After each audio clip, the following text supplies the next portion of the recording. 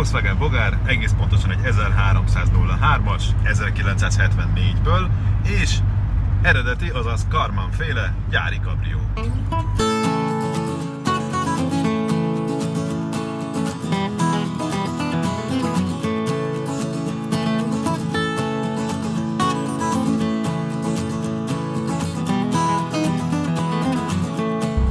Valamikor a 90-es években vezettem először és utoljára Volkswagen Bogarat, úgyhogy ez egy egészen különleges élmény.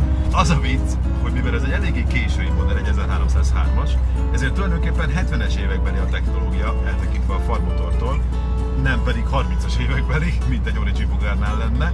Úgyhogy a vezetési élmény tulajdonképpen tök jó.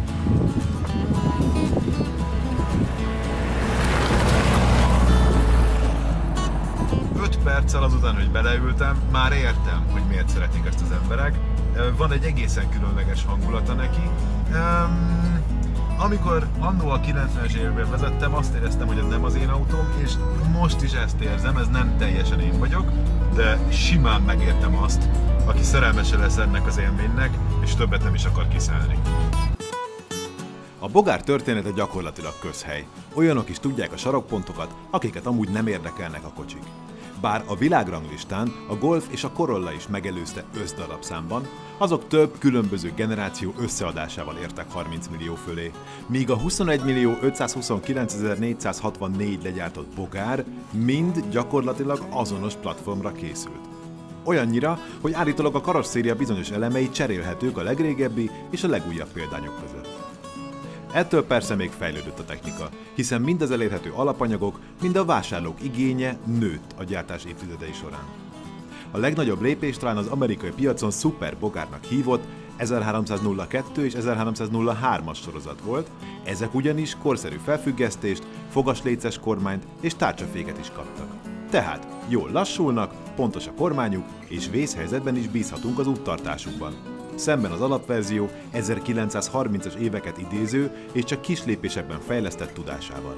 Igaz, 34 lóerőhöz nem feltétlenül kell a sportfutómű, de egy mai kocsiból átülve érezhető a különbség.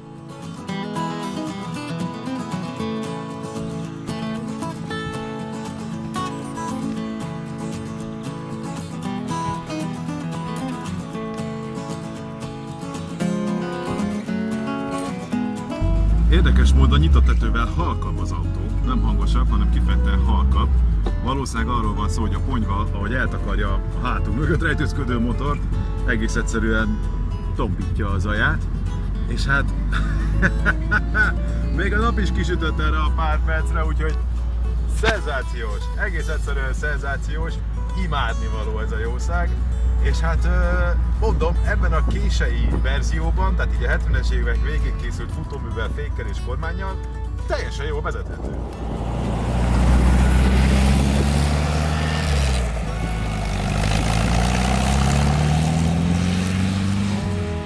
Persze ez itt egy elég spéci kiadás, hiszen eleve egy Karmann által épített, azaz gyári kabrióról van szó, amit ráadásul a jelenlegi gazdája kedvére egy picit átalakított, úgyhogy mindenféle extra felszerelések, bőrözött műszerfal és nardi sportkormány színesíti.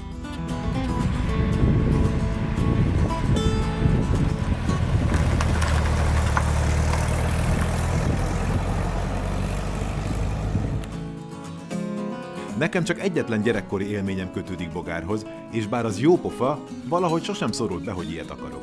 Szemben például e-kocsi gazdájával, aki csak a harmadik gyerek érkezése miatt adta el a VW-ját, és amikor az utódok kirepültek, egyből megvette ezt hobbiautónak. Érthető, hiszen a Bogár hibátlan. Ránézel és cuki, beleülsz és hangulatos, mész vele és jó. A bogarazás egyike azoknak a hobbiknak, amit nem kell magyarázni.